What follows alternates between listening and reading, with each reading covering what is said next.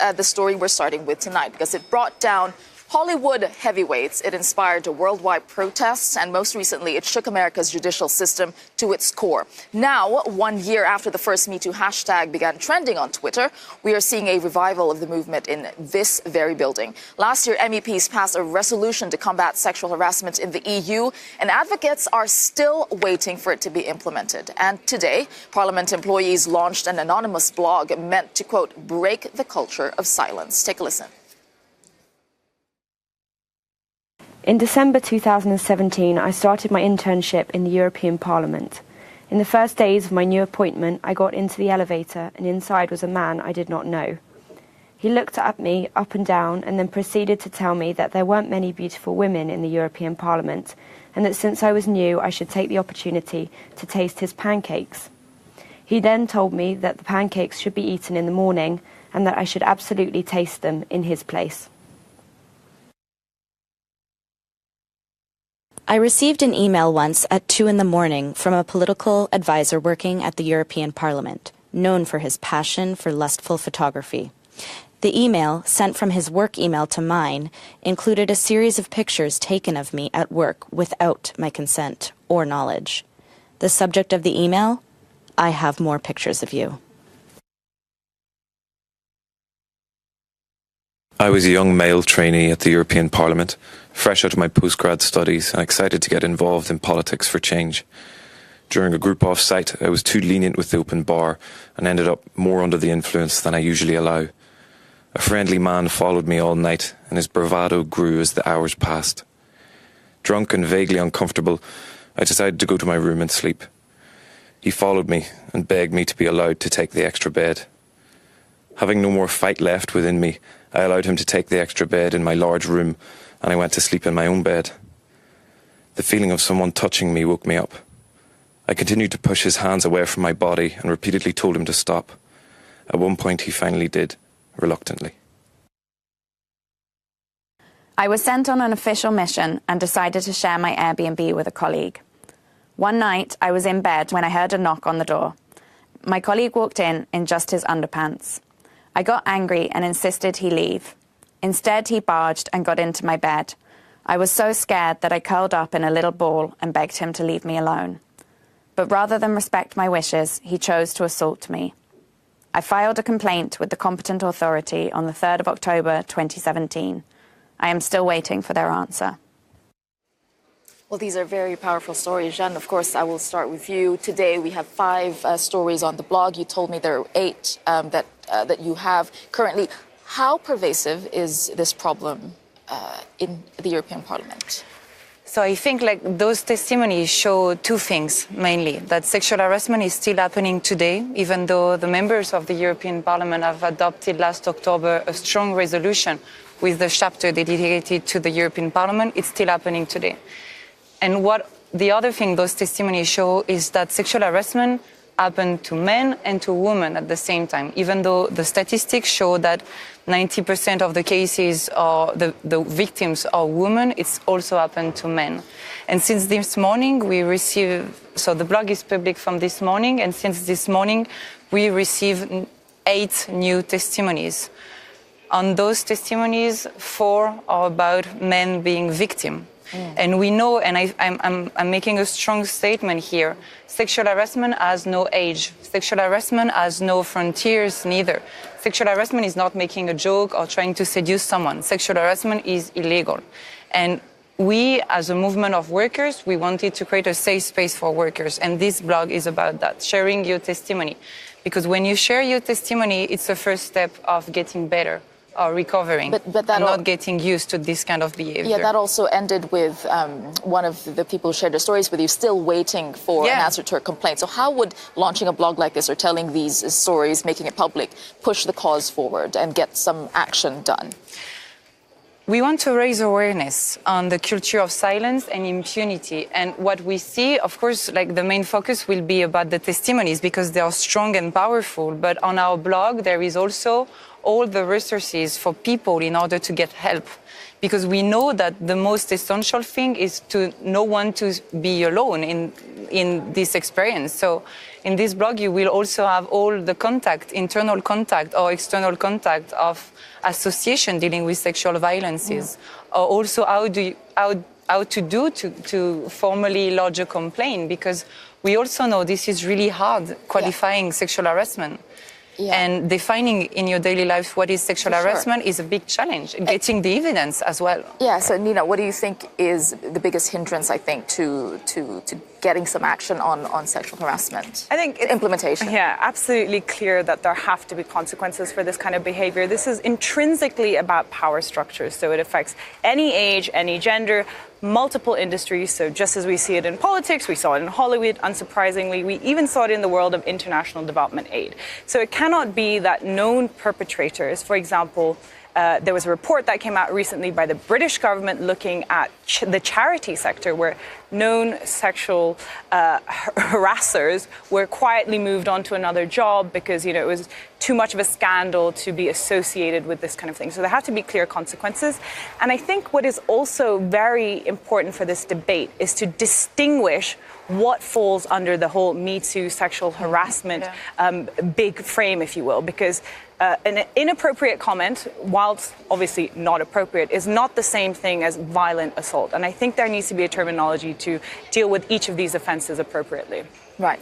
And I think that's in some ways part of the problem with what has grown up over the last year or so. I think in many regards the Me Too movement is about what you've talked about and today in Parliament. It's clearly also part of this wider movement about power. And I think it's three things to a degree. It is about trying to correct the wrongs of history, or the wrongs of what happened in society today, particularly that power imbalance that still exists between men and women.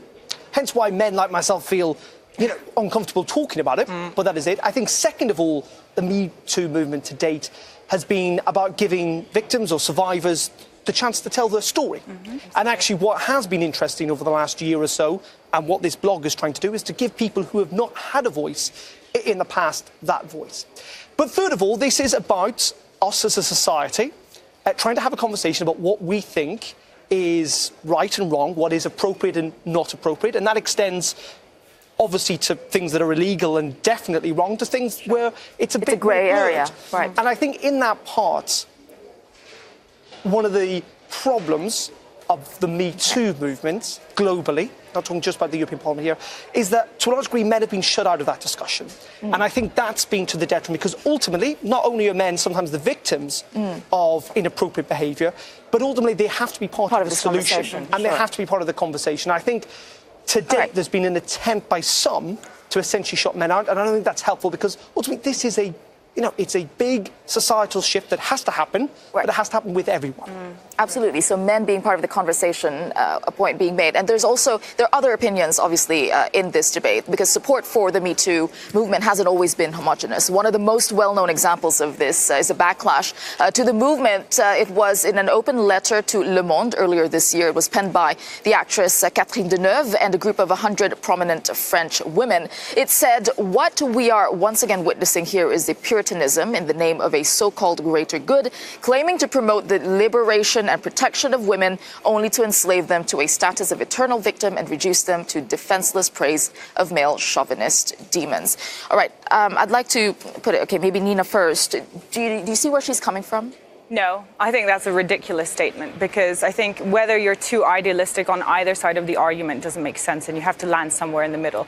We know that sexual harassment is rampant all over the world. I mean, I come from a country where women are basically second-class citizens. And as I already pointed out, this has much more to do with the inherent structures of power. So even though there is a strong gender element to it, men and women are both, affected by sexual harassment. So I absolutely don't agree with this argument that by talking about sexual harassment, you're actually taking away women's agencies.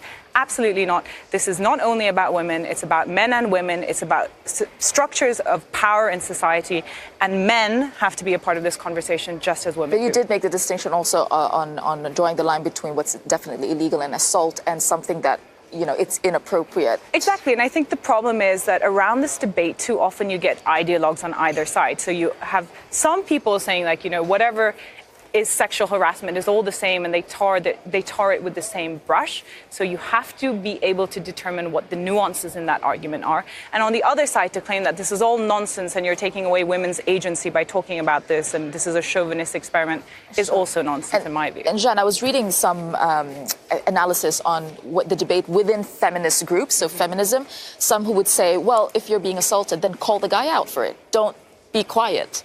So how would you respond to that vision of, well, this is what feminism is about? Call him out. Be strong. Don't hide behind. Yeah, but those victims are strong, like, because they are strong enough to speak out and to share their own stories. Of course, there is a problem of the official lodge of a complaint, but that is something else. But I will not say, just to go back to what you previously said, like putting the responsibility on the shoulders of the victims is a quite easy solution. To say to women who are victims or men victims of sexual harassment or sexual assault, you should speak out, you should complain, you should go to the police. I mean, everyone can say that, but in reality, doing it, making the step of doing it is quite much more difficult. And I do think, like, because I was really fed up hearing, like, oh, it's about culture. Sexual harassment is about culture. For example, Catherine Deneuve is a French citizen. I'm also a French citizen. So I've heard so many persons telling me, but French people like seducing other people. So maybe they are thinking seduction is exactly the same as sexual harassment, harassing someone. The fight against sexual harassment is not about saying to every man you will not be able to seduce anymore, or no, to but I think there is a wider conversation to be had. Clearly, there are things that are legal and illegal. Yeah. And the things that are illegal need to be treated with the law. And if you've been a victim of that, you have to speak up, and the authorities have to deal with it. That's what happens in our society. Now, there is currently a wider debate at the moment about what we view as society to be appropriate and inappropriate. Now, that's not covered by the law. And yes, there should be potentially mechanisms up to judge what wider groups, like, say, the European Parliament, view as appropriate and inappropriate in a workplace. But we also have to understand that is a discussion.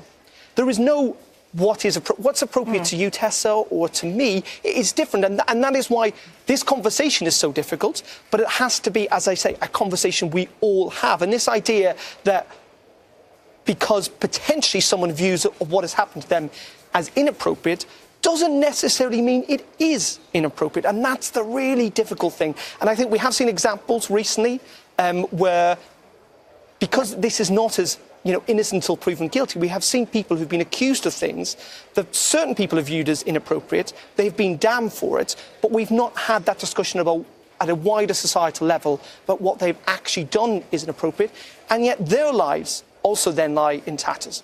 It's really difficult. It's a good, but just to go back to what I'll give you 10 seconds because we don't have much time. Go ahead. But just to go back to what you said, like, this is also the reason why we did not give any names on that blog, neither of the victims, neither of the perpetrators, because we want to focus on the system and the structure of power. And what's being done about it. Okay, good discussion that we're having, important discussion, a sensitive one, albeit, but we must be having.